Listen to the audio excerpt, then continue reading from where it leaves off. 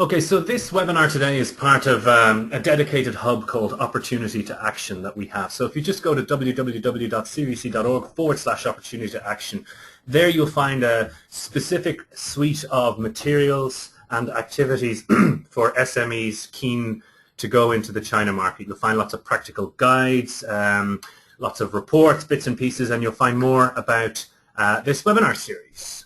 So that's just a little bit of background. Please do go and have a look at that.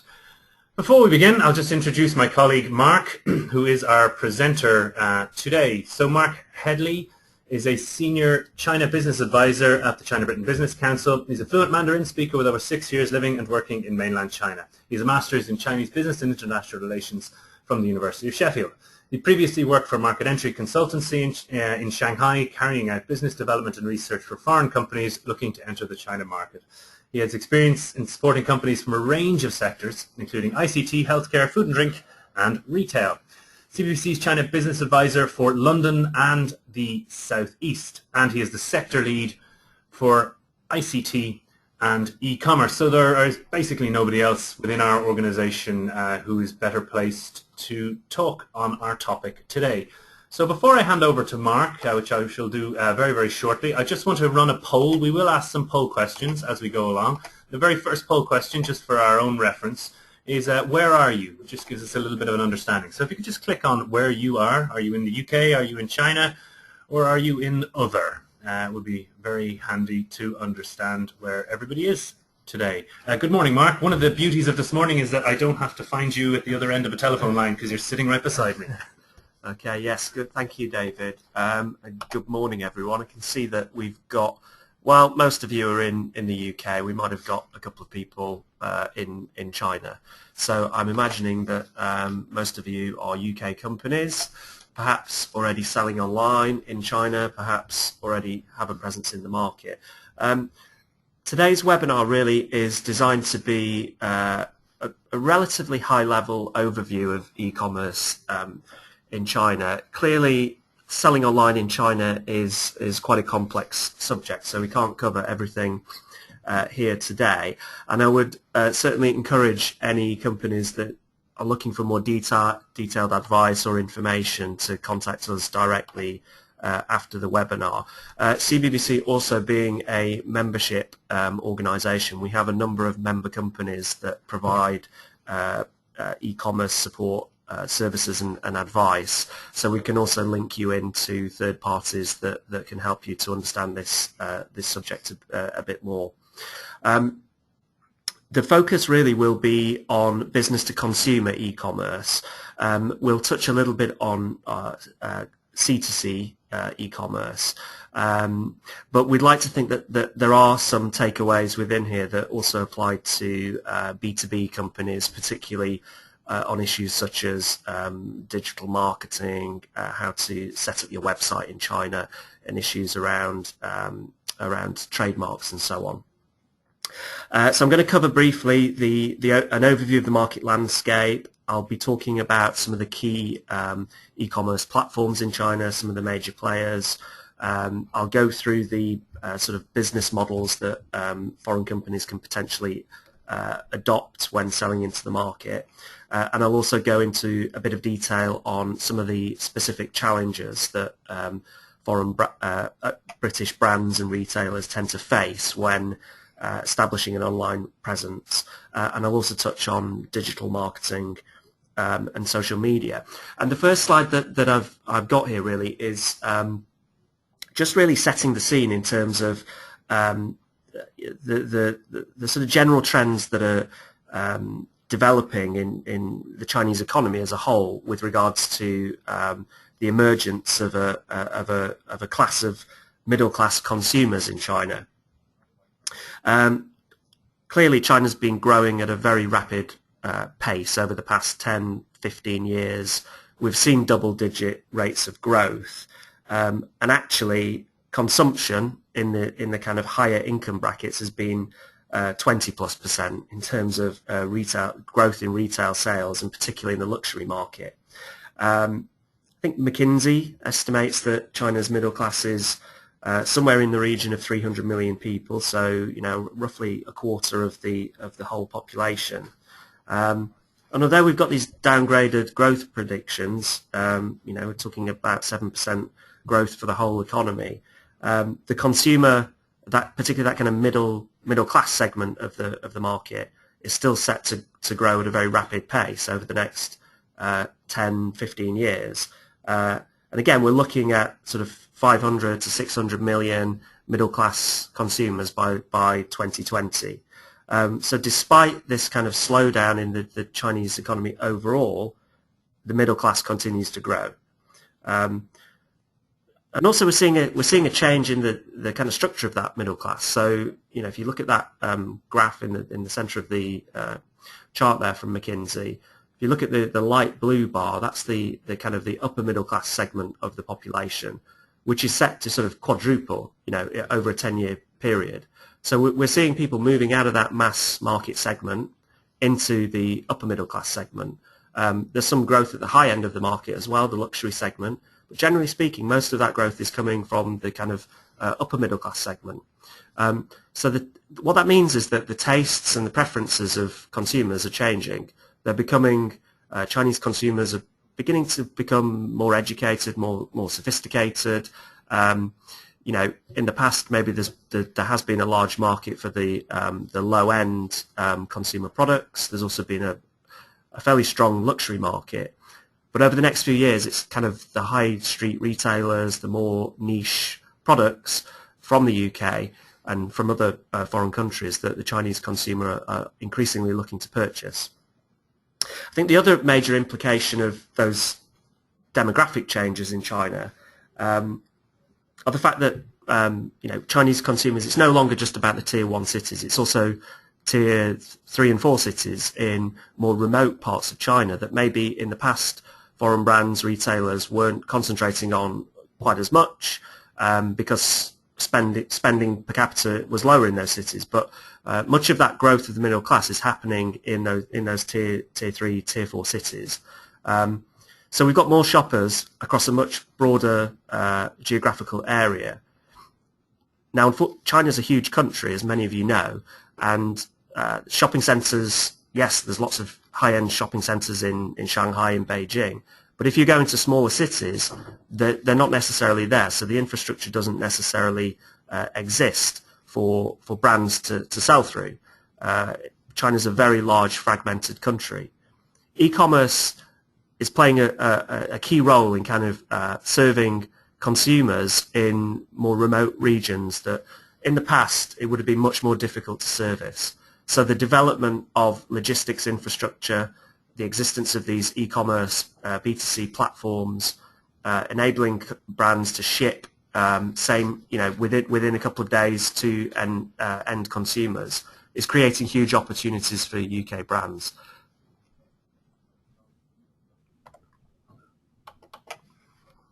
I won't dwell on this too long because I think that you'll all be fairly familiar with the headline statistics.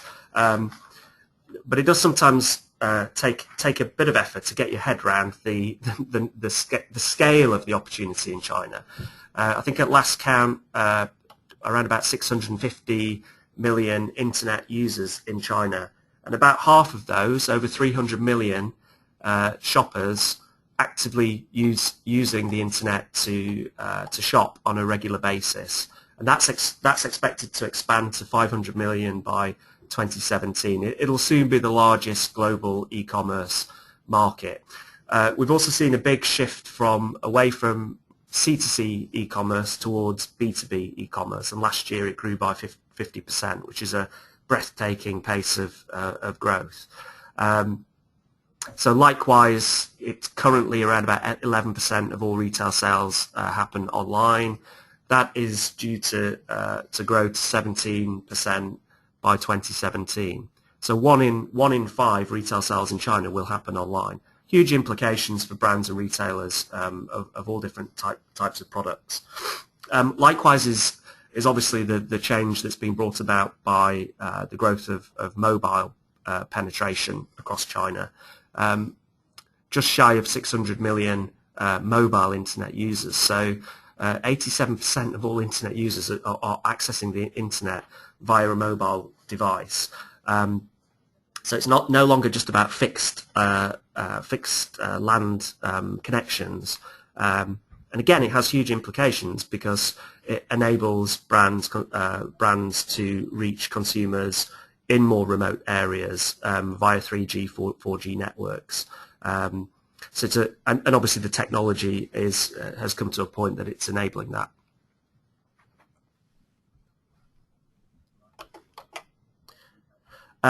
So I mentioned there the distinction between B2C and B2B, B2C and C2C e-commerce.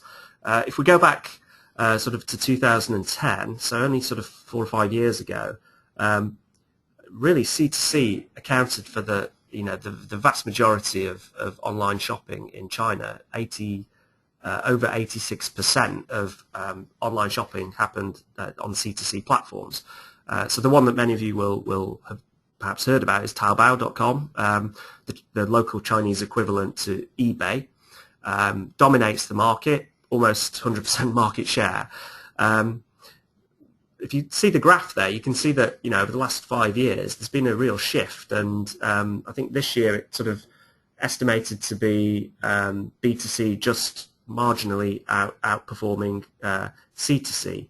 So increasingly, Chinese shoppers they're no longer buying from these C2C websites. They're looking to buy from legitimate business to consumer sites. They're looking to buy new, authentic product, and there's a real appetite for foreign overseas brands and products.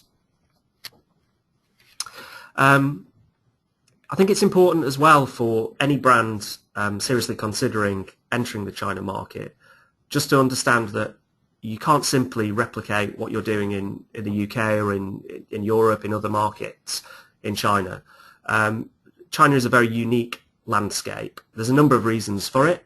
There are cultural factors. There are political reasons why China market has developed as it has. But ultimately, B2C platforms like Amazon, eBay, etc., have very relatively small market share in China. So if you're looking to sell online in China, you're going to have to do it the Chinese way. You're going to have to work with local Chinese platforms. Also, it's important to be aware that Chinese shoppers do tend to buy from third-party platforms. Quite simply, there isn't a culture of buying from brands' own e-stores.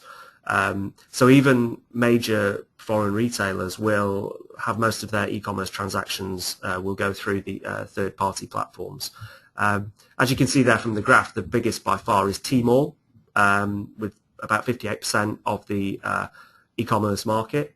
JD.com is the second biggest. So those two platforms account for 70% of all e-commerce transactions in China, which is it's huge. Mark, perhaps you could go through a couple of the different platforms there. Are they specific to sectors? Are they general kind of all product stores, or are any of those specific to products and sectors? Yeah, I mean there are obviously there are differences. They all have their own unique focus and characteristics. I mean, Tmall, I'll come on to it in a second. JD.com originally kind of was more focused on electronics, consumer electronics. The model is slightly different from Tmall. Tmall is what we would call a pure platform. So all Tmall is really is a technology platform. They don't carry stock for brands.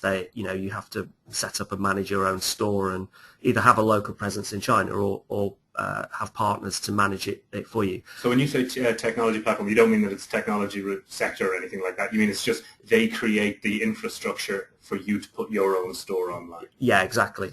So it's a framework effectively for brands to operate their own stores.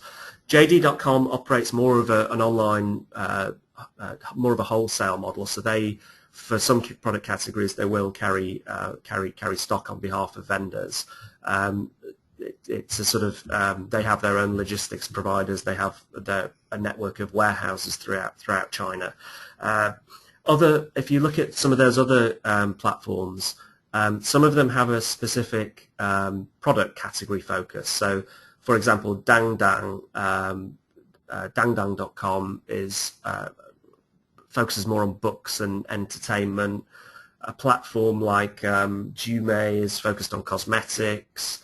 Yihaodian, food and drink, is quite strong for them. Others, VIP.com is a flash sales discount platform.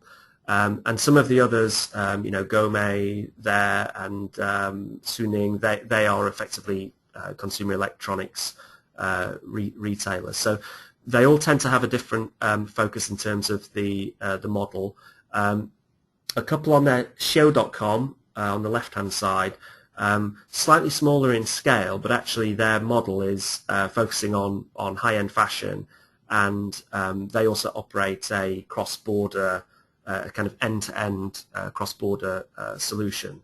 So I'll come on to that in a moment, but clearly Tmall is very important as a platform, but it's important to recognise that there are other options, and when you've got a market of the sheer scale of China, even a platform that has 1% of the market, we're still talking about 10 million plus active users.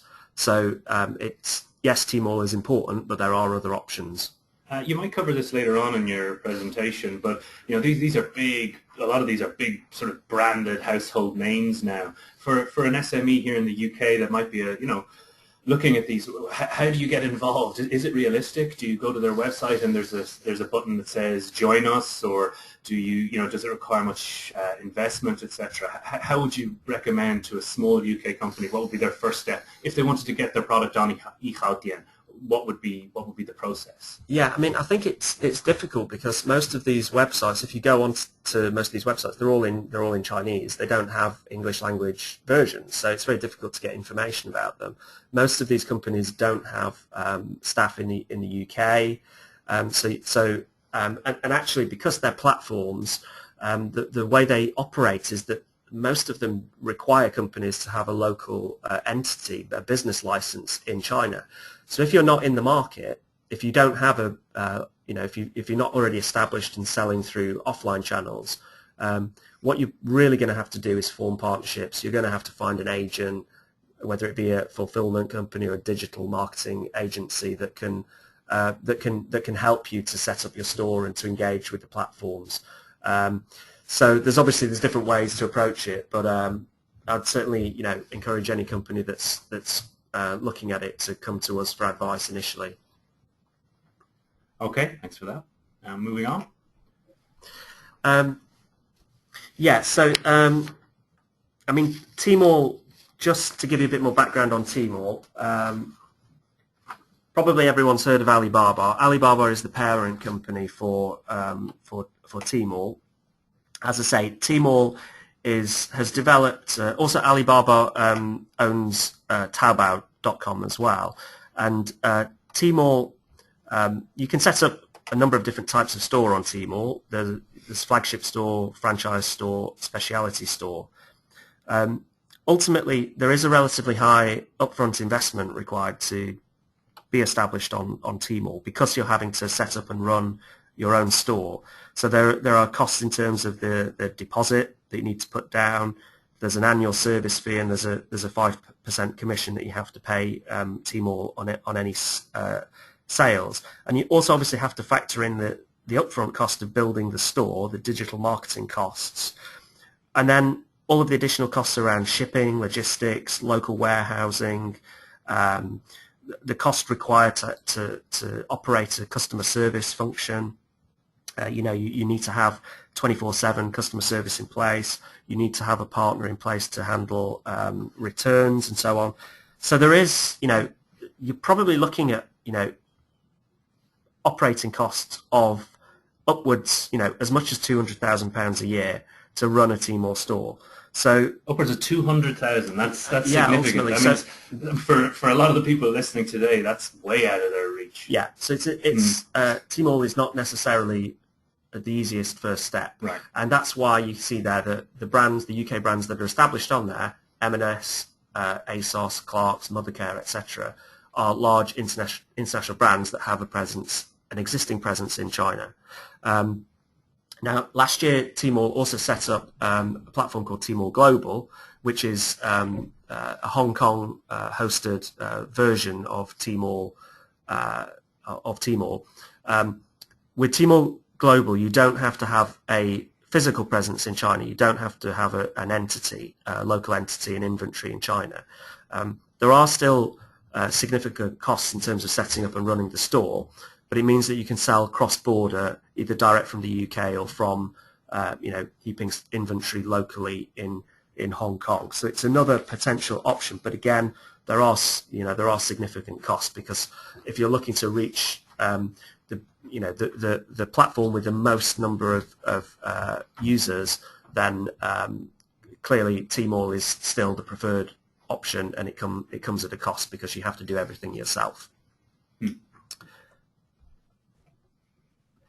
If anybody has any questions as we go along, by the way, please do type them in. I think we're gonna do a poll question now. Let me just open up one of the polls. Here we go. I think our poll question is, which category does your company fall under? So this just gives us a little bit of an understanding of who is out there, today. So which category is it? Fashion, retail, brand, food and drink, health, beauty, consumer services, and other? I think that would just help Mark understand a little bit of the demographic of people who are here. While we're doing this, Mark, perhaps could you explain a little bit more about the cross-border thing and the different platforms? How that works, because I think some platforms are make it easier for you to do that, and even free trade zones have an impact on that and that kind of thing. Yeah. Anything you wanted to say about that? Yeah, I mean, there have been some regulatory changes, some reforms recently to open up the e-commerce, the cross-border e-commerce space a little bit. So increasingly we're seeing platforms, third-party platforms, specifically offering these cross-border e-commerce services, some of which are located in Hong Kong. There are a number of them springing up, and they can offer a good route into the market. The sites are relatively new, so they don't necessarily get the same traffic that the big sites in China do. But I think that in terms of a way of testing the market, going via a cross-border platform is potentially a good way to test the market. Interesting. All right. Well, let's just share our thoughts. Most people today are the magical other. Yeah. Okay. Well, I mean, as I said at the beginning, I think that this sort of applies to. And the other thing that I'd point out is that Tmall is not just about brands and products. You can also have services on there. So travel, tourism. There are Tmall sites for those kind of things to engage with Chinese consumers. So it's not just purely about products. So just to touch briefly on Singles Day, probably most of you will have heard of this somewhere in the news. This is effectively China's Black Friday, Cyber Monday. I like to describe it as the anti-Valentine's Day. It's where you, as a single person, or you buy your single friends gifts, or you buy yourself a present to commiserate the fact that you're single. So some people like that. Yeah, it's a slightly twisted thing, but it came about. It's pure commercial invention by the e-commerce platforms, Alibaba, and every year, this just grows in popularity. So I think last year Alibaba recorded 9.3 billion sales, making it the single biggest day for e-commerce worldwide. So what I would say is that when targeting Chinese consumers, it's important to bear these events, these holidays in mind. So throughout the year, you have a number of Chinese holidays where Chinese shoppers tend to spend. Chinese New Year is an important one, Mid-Autumn Festival, the major shopping bank holidays in China. So in terms of planning your strategy for targeting the consumer, it's important to have almost an annual strategy for when you'll run marketing campaigns, etc. I think one thing I'd just like to jump in, Mark, and say one of the things that was particularly important, I think, about Singles Day. Like there's this massive sum of 9.3 billion, but I think almost 50% of that money was taken in on mobile platforms. So I think on people's telephones and on people's tablets.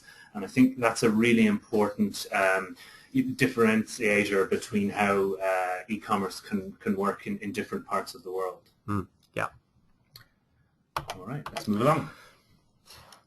Okay, so again, I mentioned this at the beginning, but we're seeing a real shift in terms of the behavior. Well, there are huge differences in terms of the behaviours of online shoppers in different parts of China within different demographic groups. So if you look at the pure numbers, there are more male online shoppers than there are female online shoppers. But when you break it down into kind of income groups and spending and by age groups, what you tend to find is that spending is obviously a lot higher among shoppers who are spending more money for female shoppers than male shoppers. So most of the major categories, obviously health and beauty, fashion, etc., tends to be at those upper spending ranges. Then female shoppers tend to be more dominant than male. In terms of categories, obviously fashion is an important one. Electronics is huge in China online. Health and beauty is one of the fastest growing categories. Also food and drink. In the past, sort of refrigerated and frozen logistics was more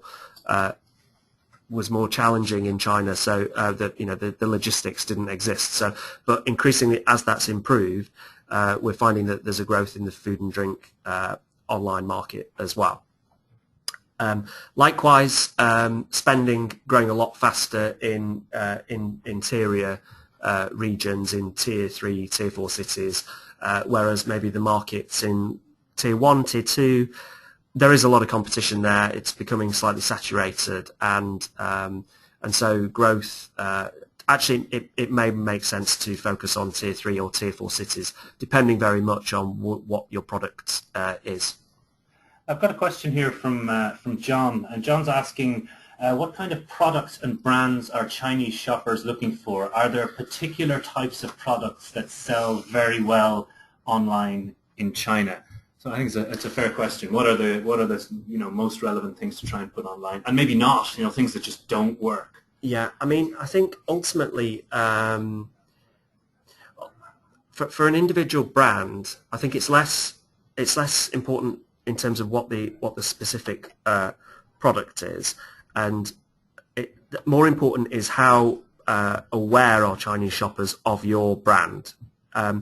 If you have relatively low brand awareness in China, if people don't know your brand, if you've not done any work to promote yourselves in China via online or offline marketing, you can't really expect just to go into the market and suddenly to clean up, because ultimately you need to be raising brand awareness initially. So traditionally in China, obviously it's the big international brands, the luxury brands, etc., which have great awareness, which have sold well. And again, with the British brands, it tends to be sort of the luxury Burberrys, etc., that have always done particularly well in China.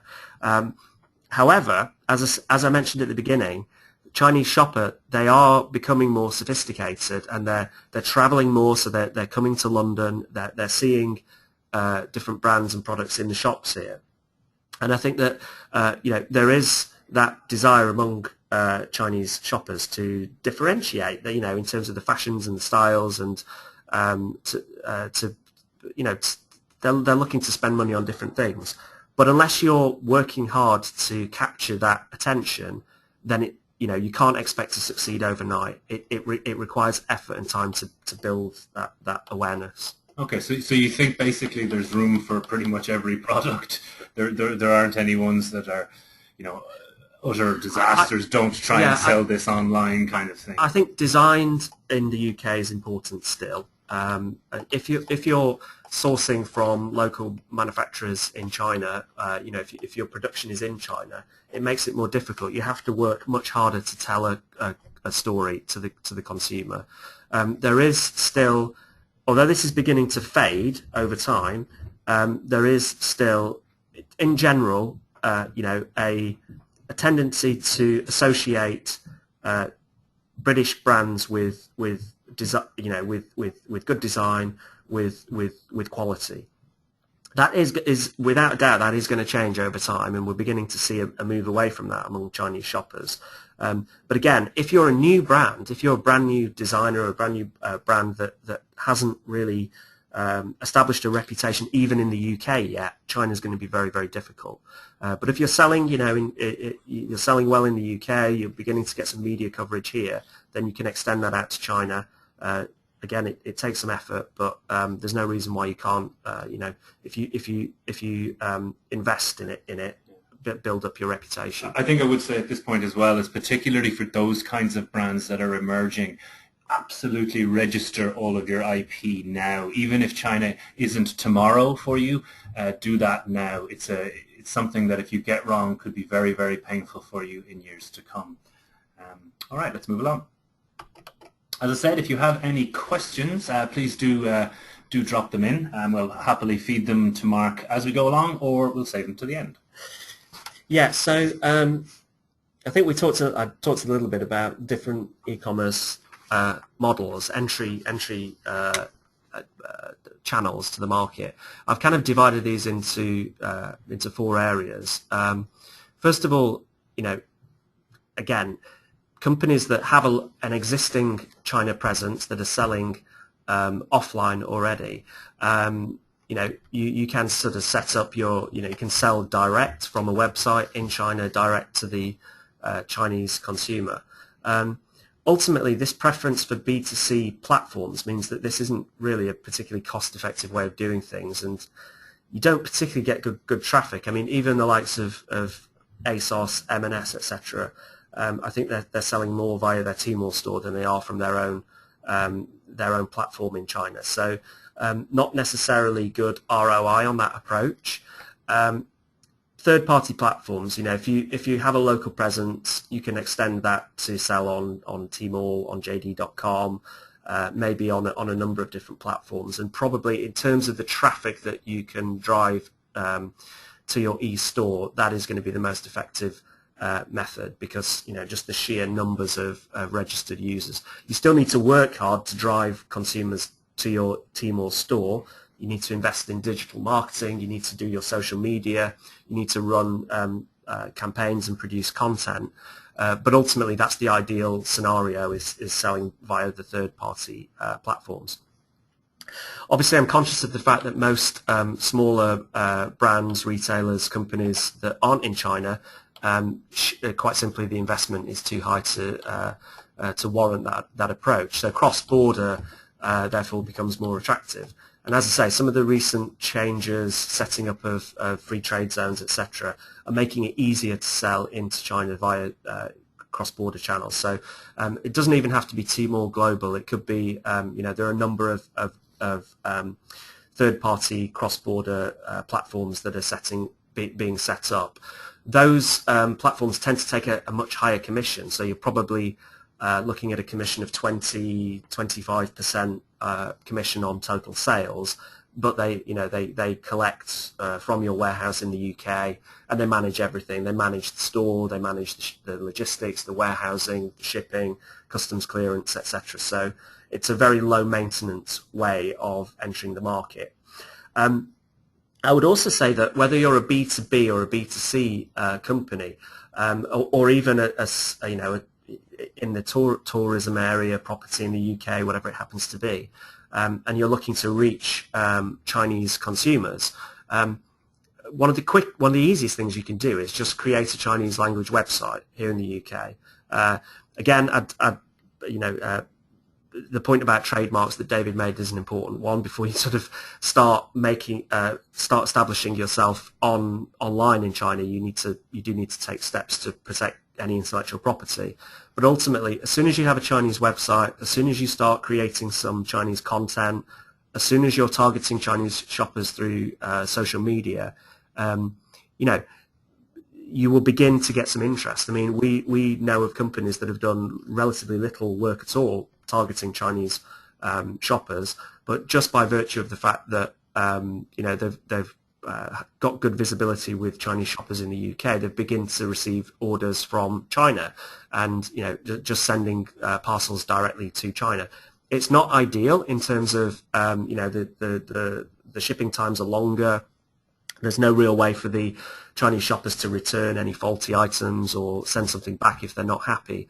But ultimately, it's a good way to start raising awareness with Chinese shoppers and to start building your presence there.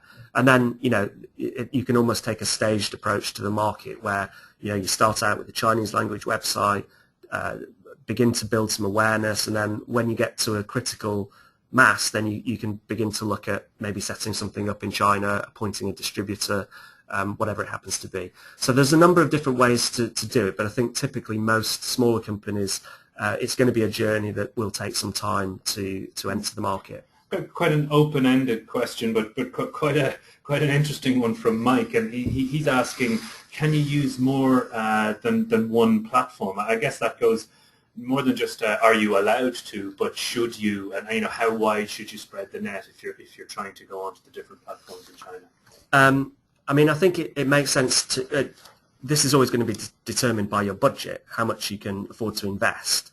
And if you've got limited budget, you need to target. So it may well be, if I'm a cosmetics brand, I want to target the platforms that Chinese shoppers tend to use to buy cosmetics. Clearly, that makes sense. Ultimately, for the larger brands, they will spread themselves across multiple platforms. Some of the platforms may require exclusivity, and actually some of them. So, for example, Topshop is a good example. They signed a deal recently with Shangpin, which is a full-price e-commerce platform in China. So everything they sell is full price. But then Shangpin effectively manage other stores on their behalf. So they also have a store on Tmall.com. So typically, it's you don't. Typically, there's the platforms themselves won't require exclusivity, and with some of them you can sell via multiple platforms at the same time. Okay, so there is that flexibility, and it's all about really making the decision that suits your company and budget best, I guess. Yeah. Okay. So partners are important, particularly if you don't have a local presence on the ground. And actually, for many brands that do have a local presence, they will still need to have local partners to run the e-commerce store. There are hundreds and hundreds and hundreds out there, so you need to spend some time doing your research to identify who's going to be the best partner for you to work with. Again, some focus on particular categories of products, some have more of a regional focus. An offline distributor that you're working with may not have good online capabilities.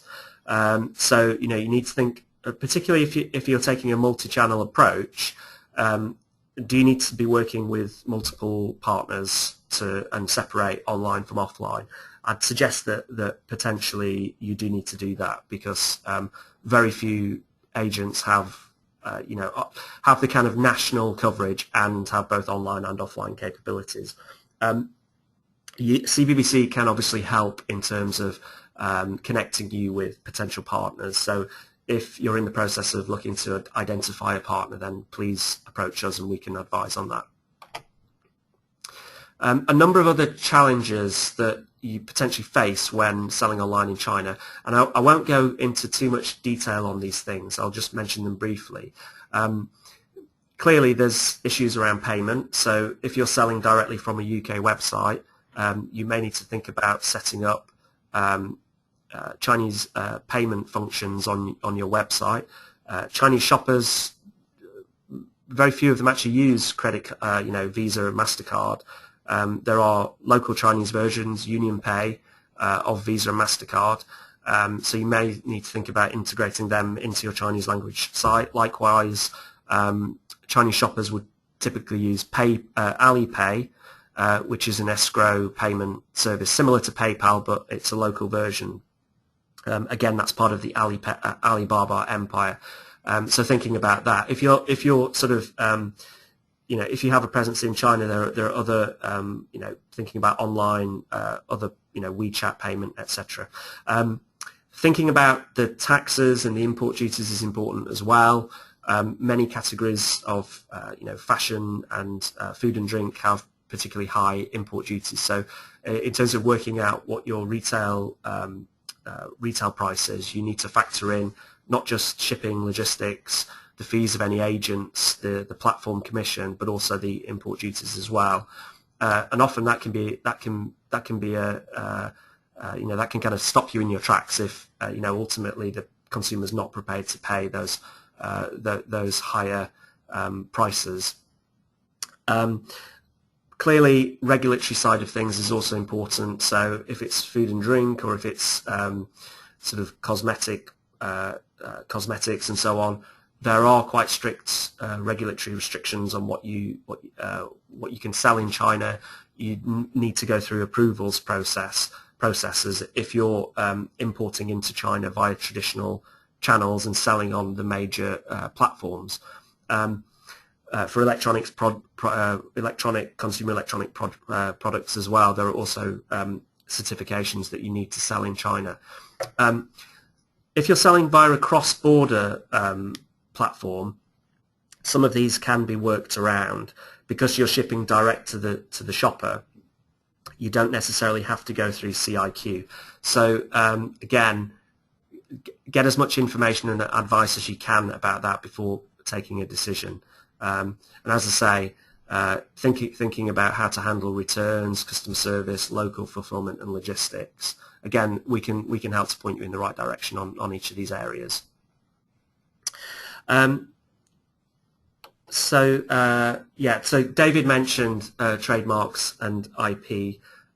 We have another webinar, I think, in a couple of weeks on trademarks and IP for consumer brands. So that's 8th of April for those listening in. Yeah, 8th of April. So I'd definitely tune in for that. You're already registered for it. As a part of being registered for this, you'll automatically receive an update on it a couple of days before. Yeah. So I won't dwell on this for too long, but obviously China operates its own trademark registration system.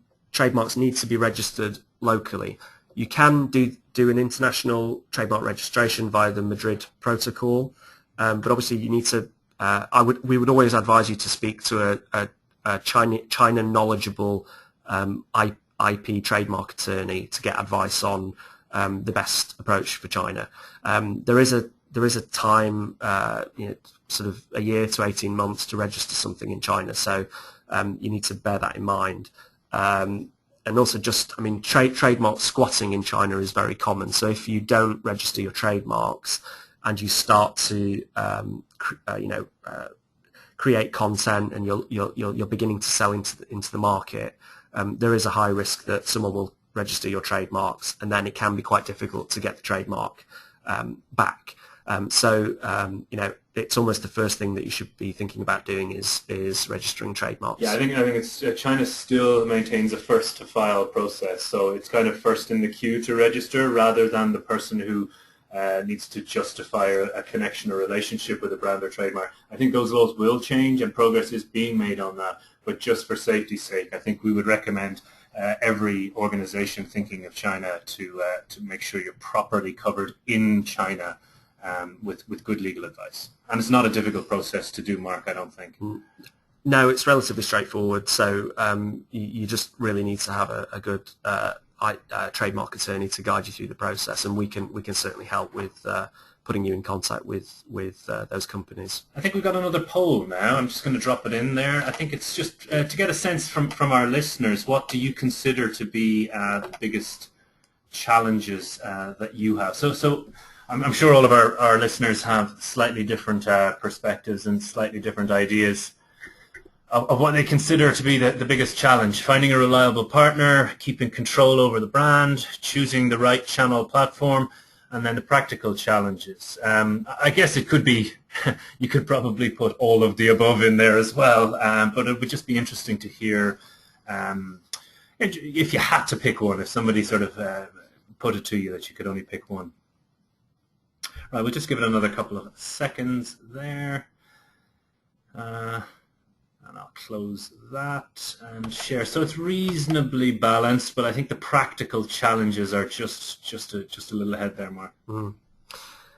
Yeah, I mean, obviously they're all they're all, you know, China is never easy, as we've heard in the past, and it is often the kind of the devil is in the detail when it comes to China, and particularly e-commerce, because you know, it's not as straightforward as you know, if you're selling into the US market, you simply replicate what you're doing on Amazon and sell via Amazon. But you know, there are these additional restrictions and requirements, so the practical challenges are important to understand. In terms of obviously, I've talked a little bit about you know, the importance of digital marketing. One thing to highlight is that in order to set up a website in a locally hosted Chinese website in mainland China, you need something called an ICP license, so an Internet Content Provider license. To get that, you actually have to have a locally registered company in China. Now, why do you need that? Why do you need to have a locally hosted Chinese website? Well, I'm sure that the Great Firewall of China is familiar to everyone, and anyone who's travelled to China will know just how frustrating it can be to view foreign websites, UK-hosted websites, from behind that wall. And obviously that also applies to any consumer brands, retailers, etc. It can be the performance, website performance, particularly if you've got a lot of moving images and video, etc. It's almost impossible from behind that firewall. So it really slows things down. So you do need to think about where you host. You know, how can you make your website easily viewable to Chinese shoppers within China? You don't necessarily have to go through the process of setting up an entity and getting an ITP license, etc. You know, you can look at other options. So, for example, you might look at hosting in Hong Kong. Performance of websites in Hong Kong is typically pretty similar to within mainland China. So it's a good option. There are also you can also use a content delivery network, which is a service which again uses a series of servers around the world to improve the performance of foreign hosted websites in China. What I would say is, you know, beware of URL scams, beware of the you know, the Chinese website registration agent that contacts you out of the blue and says that someone's trying to register your website. You know, in practice that is a scam, and you know, you shouldn't be coerced into registering with anyone. You know, there are some agents that can help with website registration in China, but please do be cautious about that, because you would only really want to do it with a very reputable operator. You know, it may well be that your agent, your e-commerce agent, can help with that. Again, we're not experts on digital marketing or SEO, but clearly you do need to think about localizing your website for the tastes of Chinese consumers. Chinese language websites do look and feel quite different from English language websites. Search engine optimization. Google is blocked in China, so everything needs to be optimized for Baidu. You know, you need to really have expertise, use a digital marketing agency to help you with that. Would you be able to give a sense of, you know, when you say website localization, what would be, maybe for something like the design aspect, are there common trends? I mean, I think over in this part of the world we kind of like something that's a bit slick and a bit sort of, you know, not too busy, that kind of thing. I think the reputation is that China would maybe want busier websites. Is that myth, or, you know, what would you think are the key things when considering your design there? Yeah, they tend to be quite busy, and they tend to have a lot of information on them, and they tend to be quite long, the pages. So they you know, Chinese will read down the entire screen. And actually, if you look at the e-stores, the pages within Tmall, etc., and you click through onto a product to look at the product description, you may have 20 or 30 pages of scrolling down of description. You don't tend to get click-throughs. You tend to get a lot of information on a single page, lots of photos, lots of product descriptions. Chinese shopper is actually, in a way, you're looking to educate them, to make the purchase choice easy for them.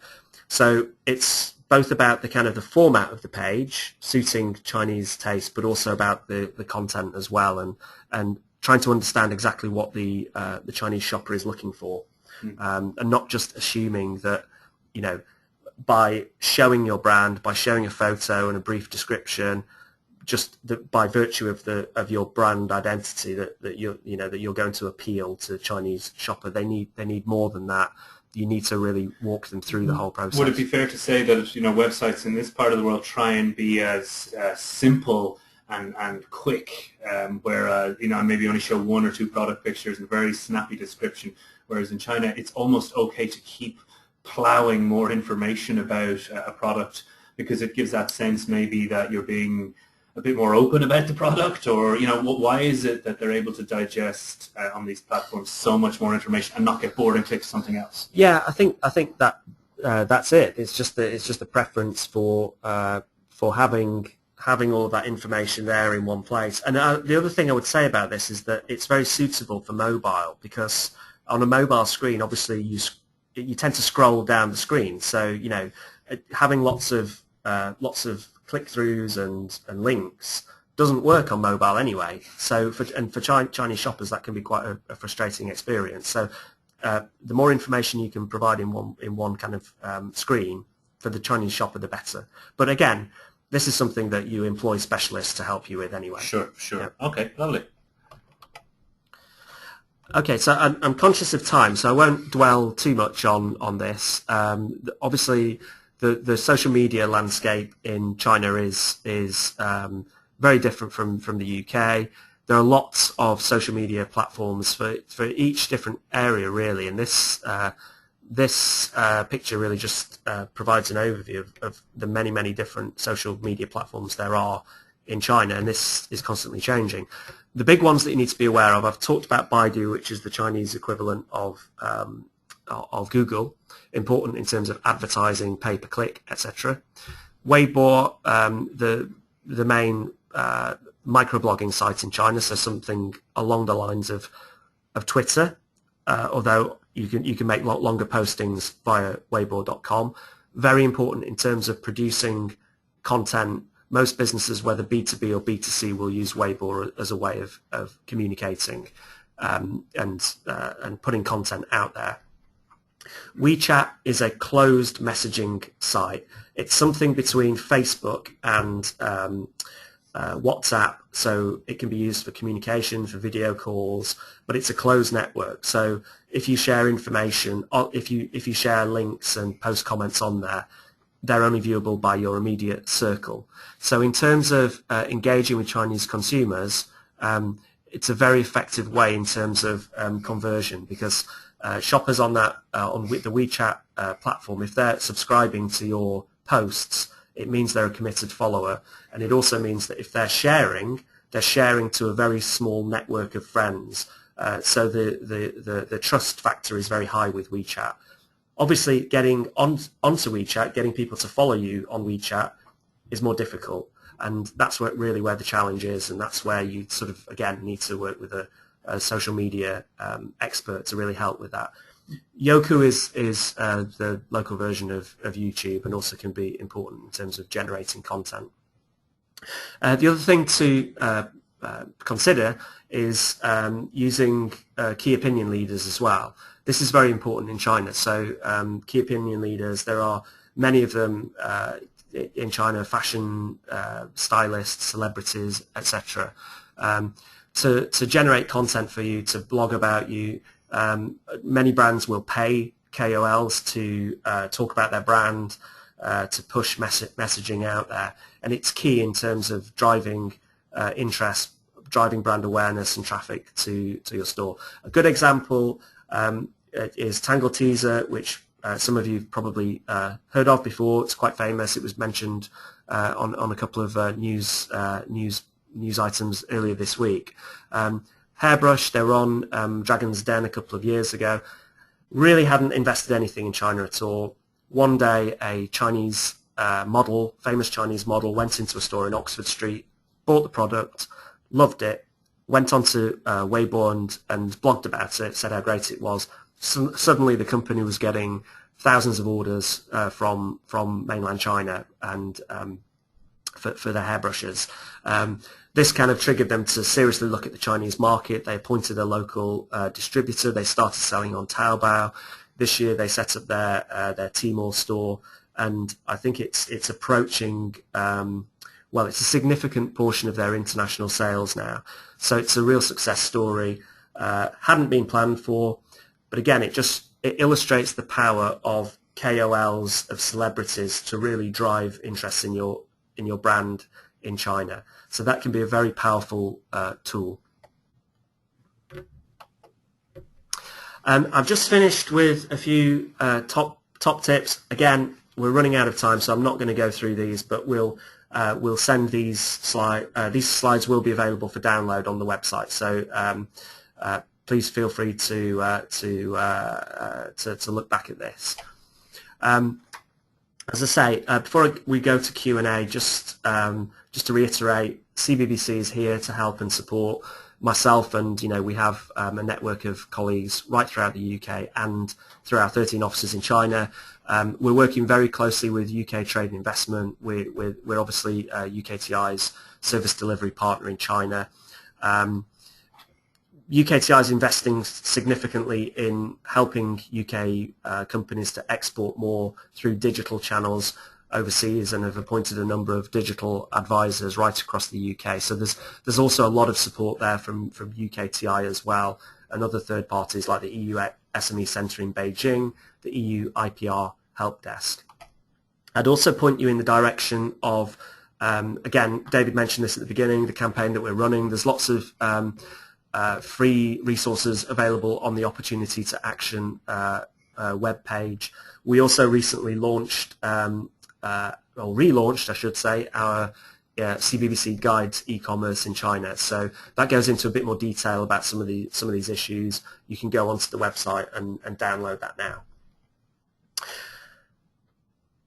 So with that, thanks very much, Mark.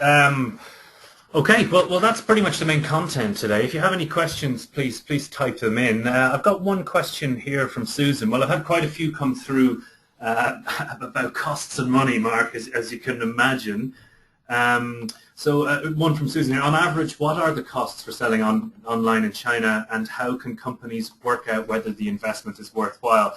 I appreciate that it's kind of how long is a piece of string, but perhaps you could give as much knowledge as you can about costs and working out ROI. Yeah, I mean, I think it is a difficult question. I mean, ultimately, if you're going full scale into China, selling on Tmall, setting up your own store, you're going to have to invest significantly. You'll probably, there's capital costs, investment, upfront investment, and there's operational costs. And probably when you bring the two together for setting up and running a Tmall store, as I say, you're probably looking in the region of hundreds of thousands of pounds. Now there are other ways to do it. I mean, obviously, a company like Tangletees, what they've done is they've effectively, they have a distributor in China that sells via their own store. So their distributor handles the stock, brings the stock into China, and then resells. And that's an effective channel to market. It's much lower cost in terms of the overall operating cost to sell through that kind of distributor. Likewise, a cross-border, selling cross-border, you're paying a higher commission, but if the market can stand it in terms of the consumers are willing to pay a premium for your product, and you have good brand awareness in China, I think that's a very good way to initially establish some sales in China and gradually grow. And the cost for doing that, effectively, I mean, the cost to start selling cross border is the cost of setting up a website, Chinese language website. So it might be that you spend £20,000, maybe less than that, on establishing a Chinese language website, integrating Alipay into your website, and away you go. You can start selling immediately. It's not going to be massive volumes overnight, but ultimately the investment is relatively low, and that can lead to adopting a different strategy as your market share grows. Okay, thanks for that. I've got a question here from Douglas, and just to go to the gist of it, he's just asking complications and pitfalls associated with customs. What would be the best steps to avoid unexpected and unwelcome either import costs or having products stuck in customs, that kind of thing? Any thoughts on that? I think that if you're it depends on the model that you're adopting. So if you're bringing in containers into China, or you're shipping to a distributor and the product is going directly through CIQ processors, then the key thing really is to make sure that you're working with an importer that your logistics, a local logistics provider that can guide you through the challenges and has relationships with CIQ to make sure that there aren't any difficulties or issues. These things are inevitable, and unfortunately in China, the way that CIQ operates in different ports in different regions does vary. So we find that product that goes through easily through Shanghai may have a problem in Guangzhou and vice versa. So you need to work with an established logistics provider that has those relationships. If you're selling cross-border, it's slightly different, because ultimately, the whole reason that the government is encouraging these cross-border platforms to develop in a way that they're trying to counter this issue of the Daigou phenomenon, which is basically where Chinese individuals go across the border to Hong Kong, fill their suitcases full of products, and then come back to China and sell them on Taobao. The Chinese government is looking to move away from that. So by allowing cross-border sites to set up in the free trade zones and selling cross-border from within them, the Chinese government isn't losing out on those tax receipts effectively. So that's one of the reasons that they're doing it. But actually, when you're shipping over the border, cross-border, very often the shopper isn't paying any duty anyway. So it gets around the issue of any kind of regulatory and CIQ issues. Okay. Well, I'm conscious of time, but just one or two more. One here from Susan. Given the importance of online marketplaces such as Tmall, do retailers even need to have a website at all? So is it actually worth putting that investment into their? You mentioned, I think, earlier on that people like M&S and these guys are probably getting more traffic via these third parties. So is there any point in doing it yourself? I think you still need to have some kind of visibility. There are retailers that purely they only have a Tmall site. They only have a Tmall store. They don't have any other website of their own, because it does obviously costs money to maintain if you're not transacting. I think that probably a transactional website in China, because you also have to have licenses for that as well. Probably nowadays it's given the traffic on Tmall, it makes more sense to invest that money into your Tmall store. However, a lot of brands obviously they will have their own Chinese language website for promotional purposes, for content generation, etc., for showcasing products. So I think probably some kind of Chinese language website, even if it's not a transactional one, makes sense. Sure. Okay, I think we'll leave it there for today. I think one thing maybe we should add is the Great British Brands Festivals that are happening throughout China, Mark. I think this is something that CBBC does with UKTI. It's expanding, I think, to 5 or 6 cities this year, where we are facilitating brands going to China, and we sort of take out a space in a shopping centre or something like that, and have a platform for brands to actually physically display. Mark, do you want to say a little bit more about that? Yeah, there's more information about that on on the CBBC website, and if you're looking for more information, please do contact us. But it's something that's been very successful. It's the third year that we've run it. We take over shopping space in a number of malls around China. I think we're doing 6 different cities this year. Brands can exhibit free of charge, CBBC members, I should say. So CBBC members can exhibit free of charge. They can spend a bit more money to have an attractive stand, etc. And it's a great opportunity to get major footfall coming through those shopping malls and get some exposure with Chinese shoppers. So we can certainly provide more information about that for any companies that are interested. All right, brilliant. Yeah, and if you do want more info, please contact myself and or Mark. Other than that, I think pretty much we are done for the day. There's Mark's email if you need to contact him. If we didn't get to your question today, I'll ask Mark to follow up by email. We do have a record of them all. So all that remains really is to say thank you very much to Mark for your time, and thank you very much to all our listeners. This webinar will be available on our website if you want to watch it, or if you think that you have a colleague or a friend who would really benefit from watching it. All right, well listen, thanks very much for today, and wish you all the best business in China. Bye now.